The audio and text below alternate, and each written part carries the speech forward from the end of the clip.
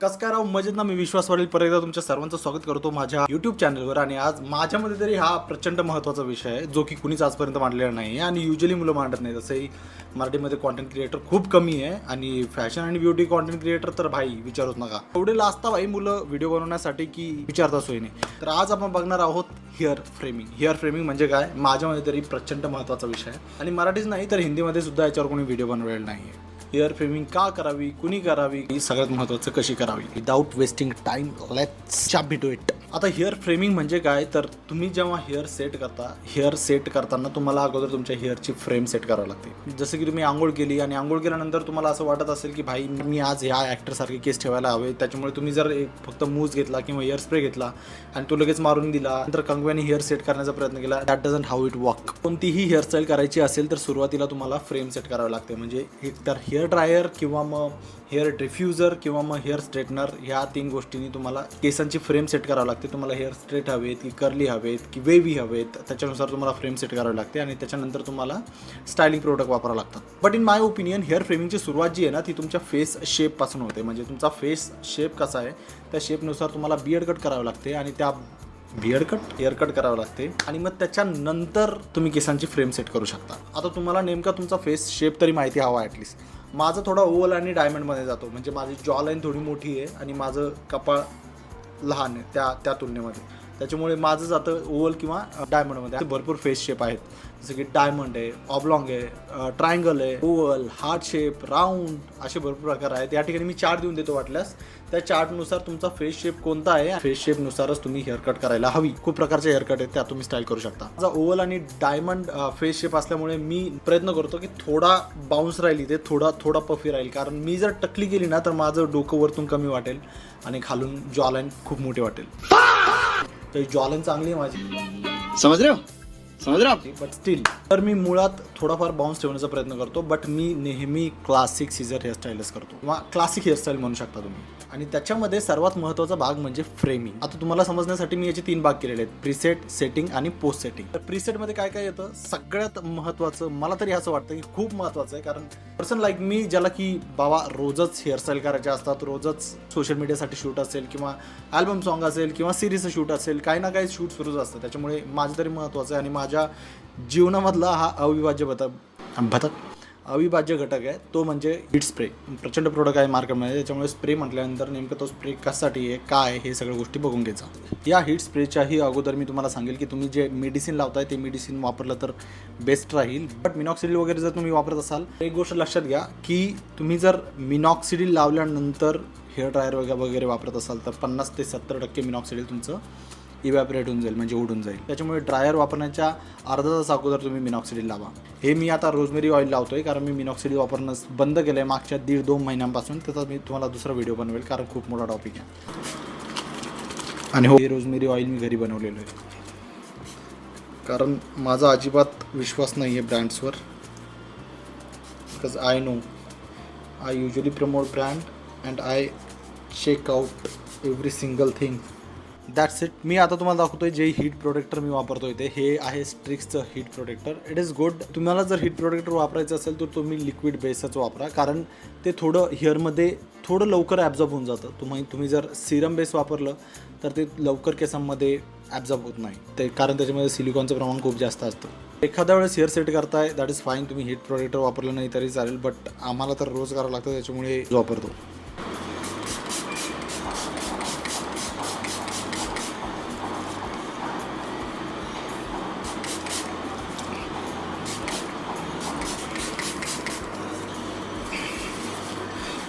हे आहे ट्रेस्मेचं सिरम. याच्यामध्ये सुद्धा हीट प्रोटेक्शन आहे अप टू 230 डिग्री सेल्सिअस. हे ऑप्शनल आहे. मग हे आता स्ट्रिक्सचं वापरलं ते, but I use it for double protection. ज्या लोकांना माहिती नाही सिरम म्हणजे काय, तुम्ही तेलाऐवजी सिरम वापरू शकता. आता आपण वळूया फ्रेम सेट करण्याकडे. ही सगळ्यात महत्त्वाची स्टेप आहे. हे फ्रेम सेट करण्यासाठी तुम्हाला फक्त ड्रायर आणि कोंबच लागतो. एक गोष्ट लक्षात ठेवा, तुम्हाला ड्रायरची स्पीड पण मीडियम ठेवायची आणि त्याची हीटची कॅपॅसिटी पण मीडियम ठेवायची, नाही तर तुमचे केस प्रचंड डॅमेज होतील. आणि मी या ठिकाणी वापरतोय रोलर. आता फ्रेम सेट करण्या अगोदर या दोन तीन गोष्टी लक्षात ठेवा. नंबर 1, तुम्हाला फ्रेम कशी सेट करायची आहे. तुमचे जर हेअर स्ट्रेट असतील तर तुम्ही डेफिनेटली हा कोंब वापरा. तुम्हाला जर कर्ली हेअर करायचे असेल तर तुम्हाला याच्यासोबत एक अटॅचमेंट येतं समोर, त्याने तुम्हाला हेअर डिफ्यूज करावं लागतात. प्रत्येकाला क्लासिक हेअर सेटच करायचे नसतात, वेगवेगळे हेअरस्टाईल असतात. त्याच्यामुळे डिपेंड करतं की तुम्हाला हेअर फ्रेम कशी सेट करायची. मला आता क्लासिक सीझर हेअरस्टाईल करायची, त्याच्यामुळे मी त्या प्रकारची हेअर फ्रेम सेट करणार. आता हेअर फ्रेम सेट करण्यासाठी असा विषय अजिबात नसतो की तुम्हाला फक्त बाहेरचे आणि हे असे समोरचे हे असे फ्रेम सेट करावं लागतं. तसा विषय अजिबात नसतो. या केसांना सपोर्ट देण्यासाठी तुम्हाला हा सगळा भाग पण सेट करावा लागतो. परत एकदा सांगतोय तुम्हाला, मी क्लासिक सीझर हेअरस्टाईल किंवा क्लासिक हेअरस्टाईल करतोय आणि त्याचप्रमाणे मी हेअर फ्रेम सेट करणार. मी सेटिंग मीडियमवर ठेवली आहे. ॲक्च्युली माझी पद्धत आहे हेअर सेट करण्याची. मी अगोदर कोंब मागे फिरून त्याच्यामध्ये केस अडकवून घेतो आणि त्याच्यानंतर मग ड्रायर त्याच्यावरून फिरवतो. एकदा बघा. ओके.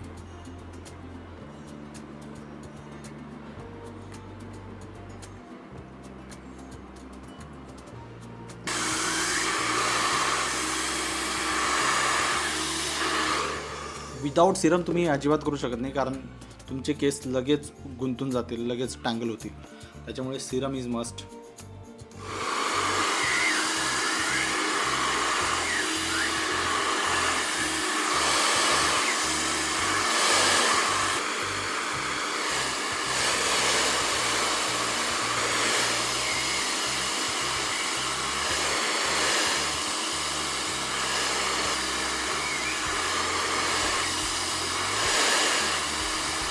असे केस मी मागचे 10 ते 12 वर्षांपासून सेट करतोय. ज्यांचं असं म्हणणं असतं ना की भाई रोज हेअर ड्रायर वापरल्यामुळे तुमचे केस खराब होतात वगैरे होतात, बट तुम्ही जर काळजी घेत असाल की आठवड्यातून 2 वेळेस ऑइलिंग करणं किंवा मग ॲटलिस्ट PRP ट्रीटमेंट करणं, GFC ट्रीटमेंट करणं आणि त्याच्यानंतर तुमचं डाएट वगैरे चांगला असेल तर मग तुमच्या केसांना काही होत नाही.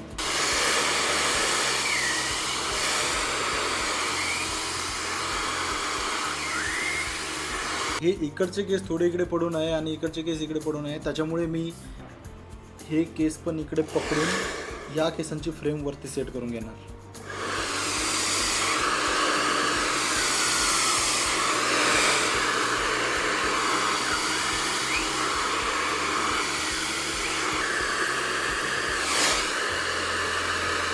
And we are almost done. अजून मी हेअर स्प्रे नाही वापरला आहे, वॅक्सही नाही वापरला आहे, जेलही नाही वापरला आहे, काहीच नाही वापरलं आहे, तरीही ऑलमोस्ट माझे केस सेट झाल्यासारखे दिसत आहेत. त्याच्यामुळे मी आंघोळ झाल्यानंतर लगेच जर हेअर स्प्रे किंवा जेल वगैरे वापरलं असतं ना, माझे केस अजिबात सेट झाले नसते. ही झाली माझ्या हेअरची फ्रेमिंग, म्हणजे मला जसे सेट करायचे आहेत केस, ही झाली त्याची फ्रेमिंग. आता मी त्याला स्टायलिंग प्रोडक्ट लावून स्टाईल करणार किंवा तुम्ही म्हणू शकता सेट करणार. तर स्टाईल करण्यासाठी मी वापरतोय आज हे वॅक्स. हे ॲक्च्युली मी प्रचंड वापरतो रोज.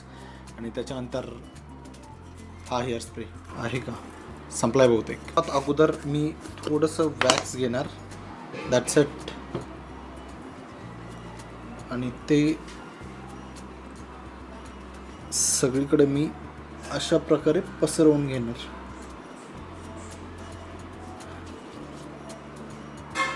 That's it, it is already set.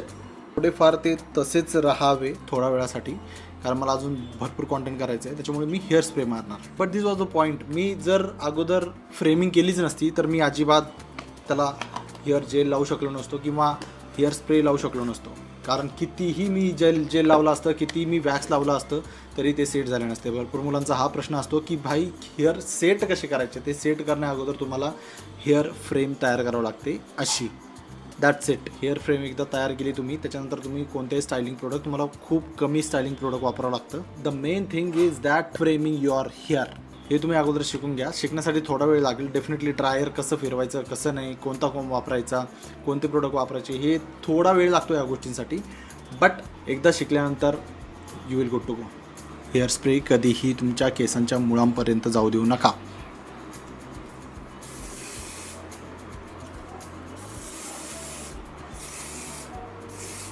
Me hair spray अगदी टोकांवर मारतोय वरती, जेणेकरून इट वोंट डॅमेज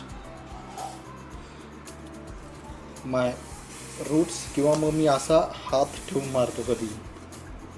अगोदरच गंजेचमन होत चाललंय भाई. Okay and that's it. आणि सगळ्यात महत्त्वाचा पार्ट म्हणजे जेव्हाही तुमचं शूट होईल, जेव्हाही तुमचं सगळं काम होईल 2-3 तासानंतर किंवा 4-5 तासानंतर झोपण्या अगोदर प्लीज तुम्ही हेअर वॉश करून झोपा. एखादा चांगला शॅम्पू वापरा जेणेकरून हे सगळे प्रोडक्ट तुमच्या केसांवरून 100% निघून जाईल. आणि त्याच्यानंतरच तुम्ही तुमचं जे मेडिसिन असेल, तुम्ही मिनॉक्सिडिल लावत असाल, तुम्ही रोजमेरी ऑइल लावत असाल किंवा काहीच लावत नसाल, हेअर वॉश करूनच झोपा. That's it. होप तुम्हाला ही हेअर फ्रेमिंगची व्हिडिओ समजली असणार. हेअर फ्रेमिंग काय असते, कशी असते वगैरे वगैरे.